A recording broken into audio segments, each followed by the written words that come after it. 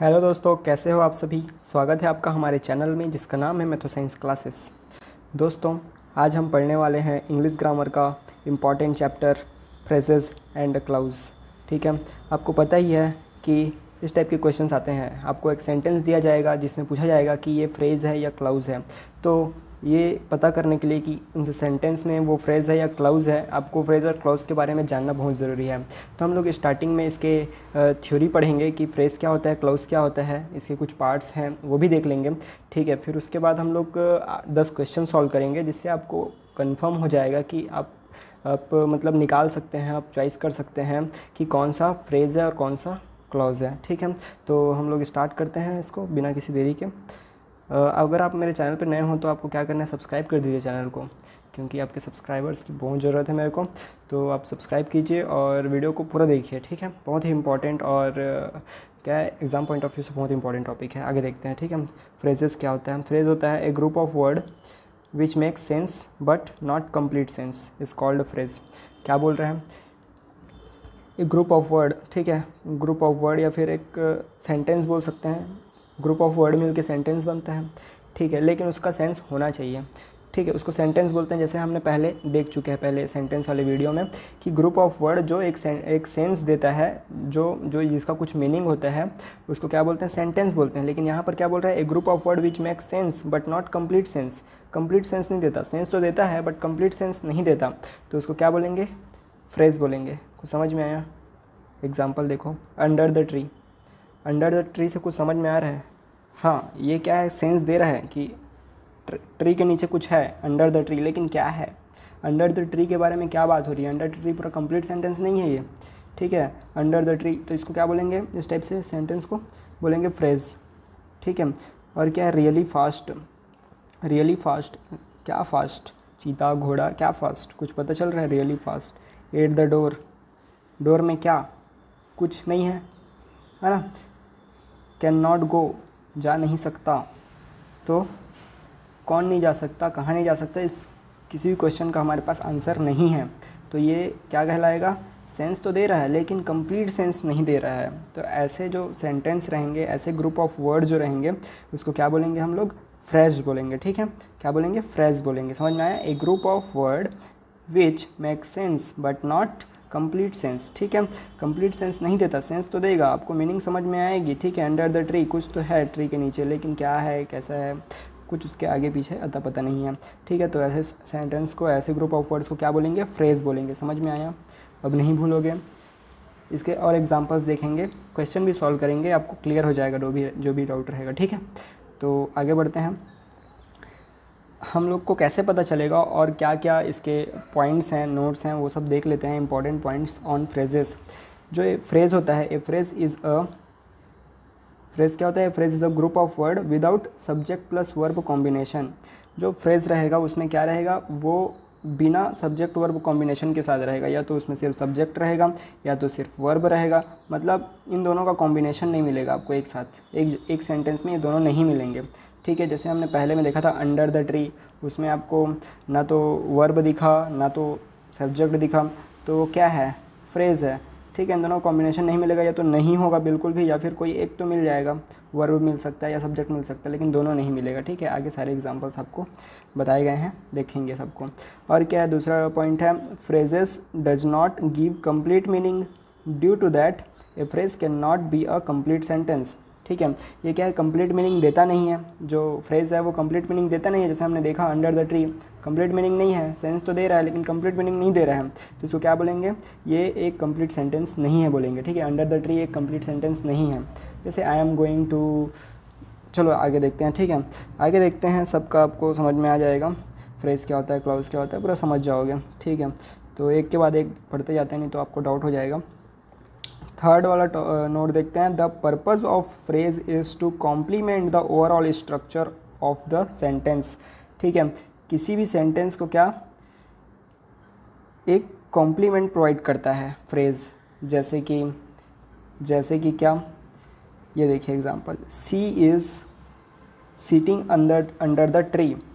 ठीक है, यहाँ पर क्या है, ये अंडर द ट्री जो है वो क्या है, फ्रेज है। यही है ना फ्रेज़, ये आपको पहचानने के लिए बोला जाएगा। ऐसा सेंटेंस दे दिया जाएगा she is sitting under the tree, और आपको बोला जाएगा कि ये जो है ये लाइन ये आपका फ्रेज़ है या क्लाउज़ है, तो आप क्या बोलोगे, ये है फ्रेज़। कैसे पता चला, कैसे पता चला कि ये फ्रेज़ है? ये पता चला क्योंकि इस सेंटेंस में ना तो सब्जेक्ट है ना वर्ब है, ठीक है, और ये कंप्लीट मीनिंग भी नहीं दे रहा है, सिर्फ इतना कंप्लीट मीनिंग नहीं दे रहा है, अंडर द ट्री सिर्फ लिखा है, तो ये क्या है, एक फ्रेज़ है, ठीक है। The sun rises in the east, the sun rises in the east, तो यहाँ पर बोला जाएगा इसके बारे में। इन द ईस्ट क्या है, ये भी एक फ्रेज़ है, ठीक है, क्या है, ये भी फ्रेज़ है, फ्रेज़ है, ठीक है। और Ram is waiting at the door, ठीक है, एट द डोर पता रहता है अपन को, एट द डोर क्या है, तो ये कंप्लीट सेंटेंस बन रहा है इसके साथ। एट द डोर क्या है, ये फ्रेज़ है, और इसके साथ जब ये जाके मिला तब जाके ये क्या बना, कंप्लीट सेंटेंस बना। एट द डोर क्या है, सिंपल एक फ्रेज़ है। समझ में आया? तो ऐसा सेंटेंस दिया जाएगा और आपको बोला जाएगा कि चॉइस करो ये फ्रेज़ है या क्लाउज़ है। तो अभी आपने फ्रेज़ के बारे में पढ़ा, तो फ्रेज़ को पहचान लोगे। अब उसमें सब्जेक्ट नहीं रहेगा, वर्ब नहीं रहेगा, तो वहाँ पे क्या मिलेगा, क्या रहेगा, फ्रेज़ रहेगा। जैसे आपको ये अंडरलाइन करके पूछा जाए कि इसमें जो अंडरलाइंड वर्ड्स हैं वो फ्रेज़ है या क्लाउज़ है, तो आप बता सकते हो कि इसमें ना तो सब्जेक्ट है ना तो वर्ब है, तो क्या होगा, ये एक फ्रेज़ होगा। इसमें भी नहीं है तो ये भी एक क्या है, एक फ्रेज़ है। एट द डोर क्या है, एक फ्रेज़ है, ठीक है। ये कंप्लीट सेंटेंस नहीं होता, इसको सेंटेंस बनाने के लिए और सेंटेंसेस में जोड़ने पड़ते हैं, तब जाके ये राम इज़ वेटिंग जुड़ा, तब जाके ये जो है कंप्लीट सेंटेंस बना, Ram is waiting at the door, ठीक है। लेकिन यहाँ पर राम इज़ वेटिंग क्या है, कंप्लीट सेंटेंस है। इसके साथ ये क्या मिला है, कॉम्प्लीमेंट्री है। जैसे लास्ट नोट में हम लोग ने पढ़ा था कि जो फ्रेज़ है वो कॉम्प्लीमेंट्री की तरह ऐड होता है, तो यहाँ पर कॉम्प्लीमेंट्री है, ये रहे या मत रहे फिर भी चल जाएगा। Ram is waiting, Ram wait कर रहे हैं, लेकिन कहाँ पर वेट कर रहे हैं, एट द डोर, ठीक है। तो ये कॉम्प्लीमेंट्री है, इसके नहीं रहने से भी ये सेंटेंस कंप्लीट है। आगे देखते हैं क्लॉज के बारे में। फ्रेज़ समझ में आ गया होगा आपको, ठीक है। तो क्लॉज देख लेते हैं। क्लॉज क्या होता है, ए clause is a group of words which gives complete meaning and also has a subject plus verb combination, ठीक है। ये कंप्लीट मीनिंग देगा और इसमें क्या रहेगा, सब्जेक्ट और वर्ब का कॉम्बिनेशन भी आपको देखने को मिलेगा।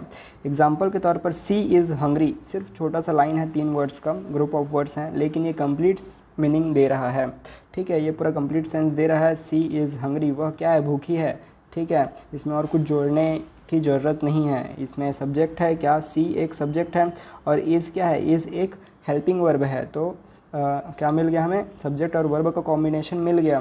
तो यहाँ पर क्या हो गया, तो ये हो गया clause. I am feeling well today, तो आई क्या है, सब्जेक्ट है, एम क्या है, वर्ब है, तो ठीक है, ये दोनों मिलके क्या बन गया, सब्जेक्ट प्लस वर्ब कॉम्बिनेशन हो गया, तो ये क्लॉज बन गया। तो आपको ऐसा बोल दिया जाए कि ये जो सेंटेंस है ये फ्रेज़ है या क्लॉज है, तो आप क्या बोलोगे, ये क्लॉज है, ठीक है।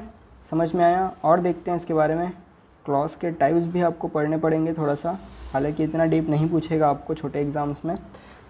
तो देख लेते हैं इसके नोट्स में क्या क्या है। A simple sentence can also be called one clause. कोई सिंपल सेंटेंस है, जैसे सी इज़ हंग्री देखा हमने, सी इज़ हंग्री तो सिंपल सेंटेंस है, तो वो भी क्या है, एक क्लॉज है, क्योंकि उसमें एक सब्जेक्ट और वर्ब है, ठीक है। और क्या है दूसरा टॉपिक, सम सेंटेंस में have more than one clause, ठीक है। किसी किसी सेंटेंस में एक से ज़्यादा भी क्लॉज हो सकते हैं, ठीक है। एक से ज़्यादा क्लॉज कैसे होंगे, एक से ज़्यादा क्लॉज तब होंगे जब उसमें एक से ज़्यादा क्या होंगे, सब्जेक्ट वर्ब कॉम्बिनेशन होंगे। जितने सब्जेक्ट वर्ब कॉम्बिनेशन उतने होंगे आपके क्लॉज, ठीक है। तो क्या बोल सकते हैं, एक सेंटेंस में एक से ज़्यादा भी मोर देन वन क्लॉज हो सकते हैं। एग्जाम्पल के देखते हैं। I waited for her but she did not come, ठीक है। मैं उसका इंतज़ार कर रहा था लेकिन वो नहीं आई, ठीक है। तो यहाँ पर आई क्या है, आई एक सब्जेक्ट है और वेटेड क्या है, एक वर्ब है। तो सब्जेक्ट प्लस वर्ब मिला तो ये क्या बन गया, ये बन गया आपका एक क्लॉज बन गया। लेकिन इसमें ये एक सब्जेक्ट प्लस वर्ब कॉम्बिनेशन है और यहाँ पर बट के बाद सी क्या है, एक सब्जेक्ट है, फिर डिड क्या है, एक वर्ब है, हेल्पिंग वर्ब है, ठीक है। तो दोनों मिलके क्या बन गया, फिर से एक सब्जेक्ट प्लस वर्ब का कॉम्बिनेशन बन गया, ठीक है। तो क्या हो गया, यहाँ पर सब्जेक्ट प्लस वर्ब का एक कॉम्बिनेशन है, यहाँ पर सब्जेक्ट प्लस वर्ब का एक कॉम्बिनेशन है, तो दो सब्जेक्ट प्लस वर्ब का कॉम्बिनेशन बन गया। तो ये क्या हो गया, दो इसमें क्या है, क्लॉज हैं, ठीक है। मोर देन वन क्लॉज हो सकता है एक सेंटेंस में, करके अभी पढ़े थे नोट में, सम सेंटेंस में have more than one clause, तो इसमें 2 क्लॉज हैं क्योंकि 2 सब्जेक्ट प्लस वर्ब कॉम्बिनेशन है। यहाँ पर देखते हैं, Sonali likes me but I like Simran, because she is simple. ठीक है, तो यहाँ पर सोनाली क्या है, एक सब्जेक्ट है। ठीक है, सोनाली सब्जेक्ट है, लाइक्स क्या है, वर्ब है। ठीक है, तो Sonali likes me, but I क्या है, सब्जेक्ट है, लाइक क्या है फिर से वर्ब है, फिर सी सब्जेक्ट है, इज़ क्या है, हेल्पिंग वर्ब है। तो ये 3 बार आपको आ रहा है subject plus verb, subject plus verb और सब्जेक्ट प्लस वर्ब। ठीक है, तो यहाँ पर 3 ठो क्लॉज है, समझ में आया, 3 क्लॉज हैं। तो मतलब एक सेंटेंस में एक से ज़्यादा भी क्लॉज हो सकते हैं और एक सिंपल सेंटेंस भी क्या एक क्लॉज हो सकता है। समझ में आया, क्लियर है। अब इसके टाइप्स भी पढ़ना है हमें। ठीक है, 2 ही टाइप होते हैं। कौन कौन से टाइप्स ऑफ क्लॉज हैं, पहला इंडिपेंडेंट क्लॉज और दूसरा होता है डिपेंडेंट क्लॉज। ईजी है, तुरंत समझ जाओगे, क्वेश्चन सॉल्व होने लगेगा। ठीक है, तो types of clause, independent clause होता है और डिपेंडेंट, नाम से ही पता चल रहा है। ठीक है, देख लेते हैं क्या होता है इंडिपेंडेंट क्लॉज। इंडिपेंडेंट क्लॉज होता है an independent clause is the same as a complete sentence and can stand alone. मतलब एक कंप्लीट सेंटेंस को ही इंडिपेंडेंट क्लॉज बोला जाता है, जो पूरा कंप्लीट सेंस आपको प्रोवाइड कर रहा है। जैसे कि ही एट डिनर, उसने खाना खाया। ठीक है, वह खाना खाया। आई वॉज वर्किंग, मैं काम कर रहा हूँ। तो ये कंप्लीट सेंटेंस दे रहा है, इसको किसी भी सेंटेंस की ज़रूरत नहीं है। ये एक इंडिपेंडेंट है, स्वतंत्र है। तो ये इसमें सब्जेक्ट प्लस वर्ब का कॉम्बिनेशन भी है, तो ये क्लॉज है और ये इंडिपेंडेंट है, इसे किसी और सेंटेंस की ज़रूरत नहीं है। तो ये इंडिपेंडेंट क्लॉज हो गया। समझ में आया, आगे बढ़े हैं। अगला देखते हैं डिपेंडेंट क्लॉज। ज़्यादा आपको दिमाग लगाने की ज़रूरत नहीं है, नाम से पता चल रहा है डिपेंडेंट क्लॉज मतलब ये दूसरे सेंटेंस पे डिपेंड करेगा, लेकिन इसमें सब्जेक्ट प्लस वर्ब कॉम्बिनेशन रहेगा। ठीक है, फ्रेज में क्या रहता था, सब्जेक्ट प्लस वर्ब का कॉम्बिनेशन नहीं रहता था। क्लॉज में क्या रहेगा, लेकिन इसमें फिर भी दूसरे सेंटेंस पे डिपेंड रहेगा, तब उसको क्या बोलेंगे, डिपेंडेंट क्लॉज बोलेंगे। ठीक है, जैसे कि dependent clause can not stand alone. ठीक है, डिपेंडेंट क्लॉज अलग से उसको स्वतंत्र नहीं बोला जा सकता। ठीक है, वो एक कंप्लीट सेंटेंस नहीं देता। It has a subject plus combination but, ठीक है, उसमें सब्जेक्ट प्लस कॉम्बिनेशन तो रहेगा, लेकिन it could not be a sentence by itself, ये कंप्लीट सेंटेंस नहीं है। ठीक है, डिपेंडेंट क्लॉज क्या होता है, उसमें सब्जेक्ट प्लस वर्ब कॉम्बिनेशन रहेगा, लेकिन कंप्लीट सेंटेंस वो नहीं होगा। समझ में आ रहा है, समझ में आ जाएगा। एग्जाम्पल देखेंगे, 10 ठो क्वेश्चन सॉल्व करेंगे, आपके सामने पूरा क्लियर हो जाएगा। It needs an independent clause to complete the sentence. देखो, डिपेंडेंट क्लॉज को अपना सेंटेंस को कंप्लीट करने के लिए क्या पड़ता है, इंडिपेंडेंट क्लॉज की ज़रूरत पड़ती है। ठीक है, डिपेंडेंट क्लॉज में सब्जेक्ट प्लस वर्ब का कॉम्बिनेशन तो होता है, बट ये फिर भी कंप्लीट नहीं होता। इसको कंप्लीट करने के लिए क्या, इंडिपेंडेंट क्लॉज की ज़रूरत पड़ती है। समझ में आया। ठीक है, इसके एग्जांपल्स देखते हैं। इसके एग्जांपल्स में है व्हेन राहुल गॉट होम। क्या बोला है, व्हेन राहुल गॉट होम, जब राहुल घर पहुंचा। बस इतना ही लिखा है। इसमें सब्जेक्ट है, हाँ राहुल तो सब्जेक्ट है, वर्ब है, हाँ गॉट वर्ब है हमारा। ठीक है, तो हमें सब्जेक्ट प्लस वर्ब का कॉम्बिनेशन मिल गया, लेकिन ये क्या कंप्लीट सेंटेंस है। व्हेन राहुल गॉट होम, जब राहुल घर गया तो क्या हुआ भाई, कुछ पता चल रहा है, क्या हुआ, कुछ मिला, कुछ देखा, कुछ भी पता नहीं चल रहा है। ठीक है, तो ये एक क्या है, डिपेंडेंट क्लॉज है। इसको एक और सेंटेंस की ज़रूरत है जो इंडिपेंडेंट होगा, एक इंडिपेंडेंट क्लॉज की ज़रूरत पड़ेगी। ठीक है, तब जाके ये क्या बनाएगा, एक कंप्लीट सेंटेंस बनाएगा, जैसे नीचे दिया हुआ है when Rahul got home he at dinner. अभी देखे थे हमने इंडिपेंडेंट क्लॉज में ही एट डिनर क्या है, एक इंडिपेंडेंट क्लॉज है। ही सब्जेक्ट है, एट क्या है, वर्ब है, सब्जेक्ट वर्ब कॉम्बिनेशन, और ये कंप्लीट सेंटेंस देता है, तो ये एक क्या है, इंडिपेंडेंट क्लॉज है। ठीक है, इंडिपेंडेंट क्लॉज है ये। और ये क्या है, व्हेन राहुल गॉट होम, ये एक डिपेंडेंट क्लॉज है। तो आपको ये भी पूछ सकता है कि इसमें से इंडिपेंडेंट या डिपेंडेंट क्लॉज कौन सा है। ठीक है, तो यहाँ पर व्हेन राहुल गॉट होम एक डिपेंडेंट क्लॉज है, किस पे ऊपर डिपेंड है, ये इंडिपेंडेंट क्लॉज के ऊपर डिपेंड है अपना सेंटेंस कंप्लीट करने के लिए। समझ में आया। मतलब राहुल ने क्या किया, घर जाने के बाद जब राहुल घर गया तो उसने खाना खाया, रात का खाना खाया, डिनर किया। ठीक है, डिनर किया, तो समझ में आ गया, dependent clause, independent clause, phrase clause. ठीक है, तो ये था, इसका नोट्स भी देख लीजिए कैसे क्या है। Dependent clause often begins with word such as when, while, if, unless, although, as soon as long as, because, since, इस टाइप से सेंटेंस से स्टार्ट होता है क्या, डिपेंडेंट क्लॉज। जैसे हमने देखा when he got home, if you are not come. इस टाइप से सेंटेंस जो है स्टार्ट होता है if, while, unless, although, when, because. तो वो क्या होता है, डिपेंडेंट क्लॉज होता है, उसको एक और सेंटेंस की ज़रूरत पड़ती है, एक और इंडिपेंडेंट क्लॉज की ज़रूरत पड़ती है, तब जाके वो क्या बनता है, कंप्लीट सेंस देता है। तो ये थ्योरी सेक्शन कंप्लीट हो गया। अब आपको क्या करना है, एमसीक्यू सॉल्व करना है। देखिए अपने आप को चेक कीजिए, जो थ्योरी पढ़े हो वो कितना आपको समझ में आया, कितना सॉल्व हो रहा है। और नहीं भी समझ में आया तो आप सेंटेंस पूरा मेरे 10 क्वेश्चन को सॉल्व कैसे कर रहा हूँ उसको देखिए, फिर आपको समझ में आ जाएगा कि क्या क्या देखना है। अब लिखा है फर्स्ट क्वेश्चन में लिखा है, faced with so many problems I decided to get professional help. ठीक है, क्या faced with so many problems I decided to get professional help, मतलब इसमें क्या निकालना है, जो अंडरलाइंड जो सेंटेंस है उसको बताना है कि वो फ्रेज़ है या क्लॉज है। ठीक है, यहाँ पर अंडरलाइन कर दिया है और नीचे में 2 ऑप्शन दिया है, फ्रेज़ या क्लॉज। ठीक है, तो हमें कैसे पता चलेगा, हमने क्या सीखा, फ्रेज़ क्या होता है जिसमें सब्जेक्ट प्लस वर्ब कॉम्बिनेशन नहीं होता, और क्लॉज क्या होता है जिसमें सब्जेक्ट प्लस वर्ब कॉम्बिनेशन होता है। तो आपको किसी भी सेंटेंस में बस इसी चीज़ को देखना है, जो सेंटेंस है क्या बोल रहा है क्या नहीं बोल रहा है वो सब ध्यान नहीं देना है हमें। ठीक है, हमें बस इतना जानना है कि उसमें सब्जेक्ट है कि नहीं है, वर्ब है कि नहीं है। ठीक है, सब्जेक्ट प्लस वर्ब दोनों होना चाहिए, तब जाके वो फ्रेज़ या क्लॉज हम लोग डिसाइड कर सकते हैं। ठीक है, तो यहाँ पर अंडरलाइन को ही देखेंगे, आगे और कुछ नहीं देखना है। Faced with so many problems, इसमें सब्जेक्ट कहाँ है, दिख रहा है, नहीं है, वर्ब है, वर्ब ये है फेस्ड। ठीक है, मतलब सिर्फ वर्ब है, सब्जेक्ट नहीं है, तो हमें क्या चाहिए, सब्जेक्ट प्लस वर्ब का कॉम्बिनेशन चाहिए, तो इसमें तो है नहीं, तो क्या होगा, ये होगा फ्रेज़। समझ में आया, जहाँ पर आपको सब्जेक्ट प्लस वर्ब कॉम्बिनेशन दिखे वहाँ पर फ्रेज होगा। ठीक है, और भी बहुत सारे टाइप्स हैं, देखेंगे आगे। ठीक है, और क्या क्या चेक करना है। तो ये क्या बोल रहा है कि मैं क्या किया कि मैंने बहुत सारे प्रॉब्लम्स फेस किए, लेकिन उसके बाद में मैंने क्या किया, एक प्रोफेशनल हेल्प लेने की डिसाइड किया, बोल रहा है। ठीक है, प्रॉब्लम फेस करने के बाद मैंने डिसाइड किया कि मेरे को एक प्रोफेशनल हेल्प चाहिए। ठीक है, जो जानकार हो इस फील्ड का उसका हेल्प चाहिए बोला वो। ठीक है, तो इसमें क्या है, ये एक फ्रेज़ है, समझ गए। सेकंड क्वेश्चन देखते हैं, she arrived to work on time in spite of living home so late. ठीक है, वो क्या, वो घर जल्दी, मतलब वर्क में, काम में वो टाइम पे पहुंची, जबकि वो घर से लेट निकली थी। लिविंग होम सो लेट, ठीक है, घर से बहुत लेट निकली थी, फिर भी वो क्या हुई, घर मतलब टाइम पे पहुंची। इसका ये फ्रेज़ है, क्लॉज है, अंडरलाइन वाला जो है वो फ्रेज़ है या क्लॉज है, बताइए। She arrived to work on time, she subject मिल गया, अराइव्ड वर्ब मिल गया, सब्जेक्ट प्लस वर्ब कॉम्बिनेशन मिल गया। ठीक है, तो यहाँ पर हमें सिर्फ 2 ही ऑप्शन है, फ्रेज़ या क्लॉज। यहाँ पर ना तो डिपेंडेंट क्लॉज है ना तो इंडिपेंडेंट क्लॉज है, तो यहाँ पर हमें सिर्फ इन दोनों में डिसाइड करना है। ठीक है, डिपेंडेंट इंडिपेंडेंट में नहीं घुसेगा कोई भी।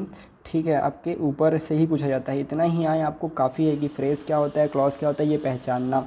ठीक है, तो she arrived to work on time, she subject मिल गया और वर्ब मिल गया, तो यहाँ पर क्या होगा, क्लॉज होगा। ठीक है, क्लॉज होगा, ये एक कंप्लीट सेंटेंस है, इंडिपेंडेंट।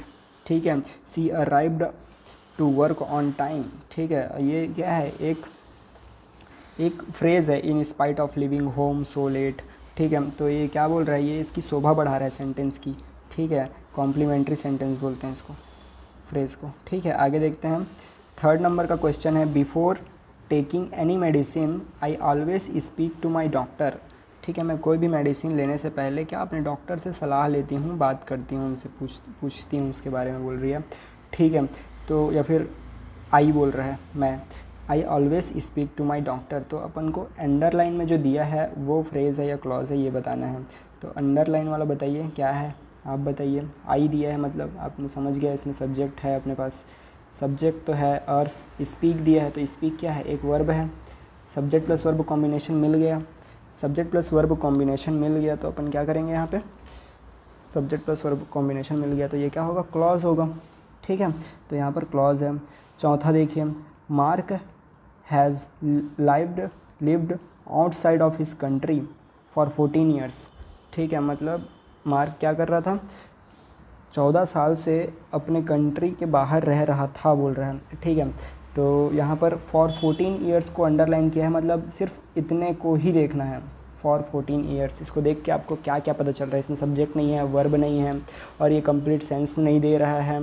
ठीक है, कंप्लीट सेंस नहीं दे रहा है, सेंटेंस की शोभा बढ़ा रहा है, ठीक है, कॉम्प्लीमेंट्री सेंटेंस जैसे फॉर 14 ईयर्स, तो ये क्या होगा, ये फ्रेज़ होगा, ठीक है, फ्रेज़ होगा, समझ गए। लेकिन एक ऐसा फ्रेज़ है, हालांकि इसको आपको टाइप वाइप नहीं पूछेगा, फॉर से स्टार्ट हो रहा है ना ये सेंटेंस, फॉर से स्टार्ट हो रहा है, फॉर क्या होता है, एक प्रीपोजिशन होता है, प्रीपोजिशन होता है तो इसको प्रीपोजिशन फ्रेज़ बोलते हैं, फ्रेज़ बोलते हैं, प्रीपोजिशनल फ्रेज़। समझ में आया। देखो ज़्यादा घुसना नहीं है, मैं जो बता रहा हूँ उतना ही जानो, आपका सेंटेंस का सब्जेक्ट ये जो है फ्रेज़ क्लॉज क्लियर है, ठीक है, इतना ही जानना है आपको इतना ही डायरेक्ट पूछा जाएगा, इंग्लिश में ज़्यादा घुसते नहीं हैं, ठीक है। आगे देखते हैं हम। 5th नंबर का क्वेश्चन है, in the morning it's best to get up early, ठीक है, सुबह जल्दी उठना बेस्ट है बोल रहा है, ठीक है, तो अपन को अंडरलाइन पे ध्यान देना है, it is best to get up early, ठीक है, it is best to get up early, ये क्या है, कंप्लीट सेंटेंस दे रहा है, हाँ कंप्लीट है, बोल रहा है पूरा कंप्लीटली बोल रहा है कि सुबह उठना अच्छा होता है, ठीक है, बेस्ट होता है, बहुत अच्छा होता है, तो अपन को कंप्लीट सेंटेंस मिल गया। और क्या मिल गया, इट्स क्या है, एक सब्जेक्ट है, इट होता है ही सी, इट ही सी को भी सब्जेक्ट बोलते हैं, तो इट भी क्या है, सब्जेक्ट है, बेस्ट क्या है, वर्ब है, सुपरलेटिव है ना, तो क्या मिल गया हमें, सब्जेक्ट प्लस वर्ब का कॉम्बिनेशन मिल गया, तो यहाँ पर क्या होगा, क्लॉज होगा, क्लॉज मिल गया। 6 नंबर का question, having always been keen on caring for people, ठीक है, Sushant decided to become a nurse, ठीक है, वो क्या था, वो पीपल दूसरे लोगों की जो है केयरिंग करने में बहुत ही इच्छुक था, बहुत ही उत्सुक था, कीन, ठीक है, ऑलवेज हमेशा, ठीक है, तो उसने क्या किया, अपना नर्स बनना डिसाइड किया, ठीक है, तो अपन को अंडरलाइन पे ही ध्यान देना है, अंडरलाइन क्या क्या बता रहा है हमें, ठीक है, अंडरलाइन क्या क्या बता रहे हैं, हैविंग ऑलवेज बिन कीन, ठीक है, ऑन केयरिंग फॉर पीपल, तो यहाँ पर अपन को कोई भी सब्जेक्ट प्लस वर्ब नहीं मिल रहा है, ठीक है, वर्ब तो दिया हुआ है, बीन एक क्या है, वर्ब है, हेल्पिंग वर्ब है, पता है ना, बी बिन, ठीक है, तो ये क्या हो जाएगा, सब्जेक्ट प्लस वर्ब नहीं है तो फ्रेज़ हो जाएगा, ठीक है, तो ये क्या है, फ्रेज़ है, ठीक है, तो ये जैसे बीन लिखा है तो ये प्रेजेंट पार्टिसिपल में आता है, तो प्रेजेंट पार्टिसिपल फ्रेज़ भी बोलते हैं इसको, ठीक है। तो आपको सिर्फ फ्रेज़ और क्लॉज में आपको बताना है, इतना डीप में नहीं घुसना है, मैं आपको बस बता रहा हूँ नॉलेज के लिए कि आपको कैसे पता चल जाएगा कि ये और मतलब इसके टाइप्स में घुस सकते हैं। 7th नंबर का क्वेश्चन है, they were annoyed by the baby crying so loudly, ठीक है, जब बेबी क्या क्राइंग करती है, चिल्लाती है ज़ोर से, तो क्या होता है, लोग नाराज़ हो जाते हैं, अनॉयड हो जाते हैं, चिड़चिड़ाते हैं, इस टाइप से बोल रहा है, ठीक है।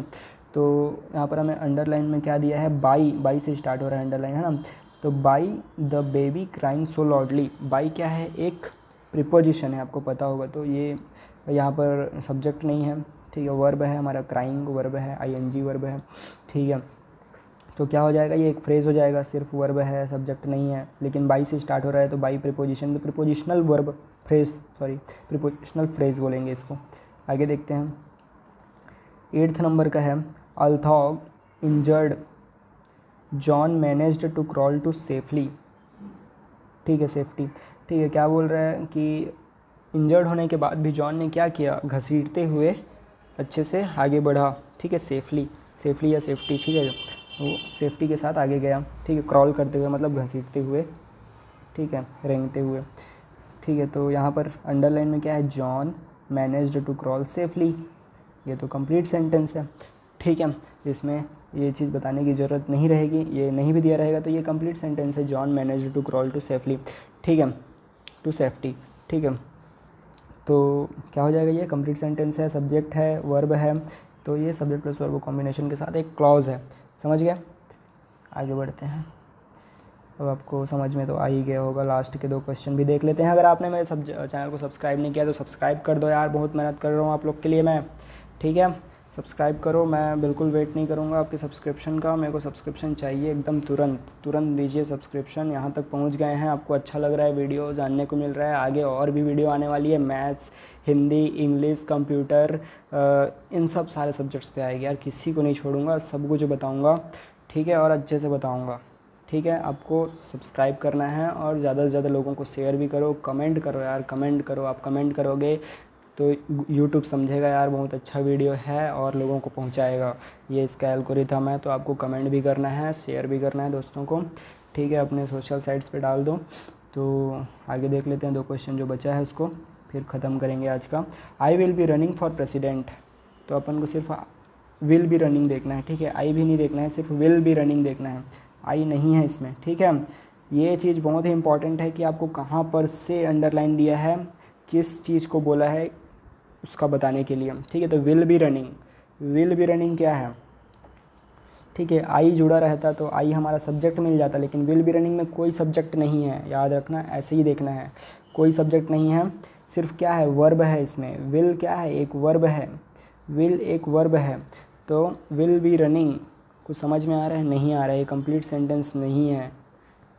दौड़ेगा, कौन दौड़ेगा, ठीक है, आगे चल के, ठीक है, I will be running for president, तो ये एक फ्रेज़ है, तो इसको वर्ब फ्रेज़ बोलेंगे क्योंकि वर्ब से स्टार्ट हो रहा है, ठीक है, वर्ब से स्टार्ट होगा वर्ब फ्रेज़, प्रीपोजिशन से स्टार्ट होगा तो प्रीपोजिशनल फ्रेज़, समझ में आ रहा है।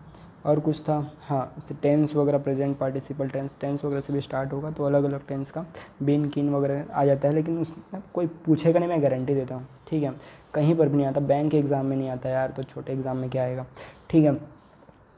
Question number 10, I like the guy with the green shirt, last question है, आप लोग बताइए कि अंडरलाइन जो सेंटेंस है, जो ग्रुप ऑफ वर्ड्स है, वो एक फ्रेज़ है या फिर वो एक क्लॉज है। 10th नंबर का क्वेश्चन आपको बताना है, याद रखिए, ठीक है। आपको मैं हिंट दे देता हूँ, आई क्या है, एक सब्जेक्ट है, आपको पता ही होगा। लाइक क्या है, एक वर्ब है, तो सब्जेक्ट प्लस वर्ब को कॉम्बिनेशन पता है। आई लाइक द गाई एक कंप्लीट सेंटेंस बन रहा है, आई लाइक द गाई, मेरे को एक गाय पसंद है, ठीक है। तो ये क्या है, इसका जो पीछे वाला है, जो आफ्टर अंडरलाइन के बाद जो है विद द ग्रीन शर्ट, तो एक क्या है, एडवर्ब की तरह, ग्रीन शर्ट मतलब उसको, उसकी क्या शोभा बढ़ा रहा है, ठीक है, एक कॉम्प्लीमेंट्री है, तो इसको फ्रेज़ भी बोलते हैं, ठीक है। तो विद द ग्रीन शर्ट एक फ्रेज़ है, आई लाइक द गाई एक, आप आंसर दो यार, आई लाइक द गाई क्या है, ठीक है। तो ये आपको बताना है।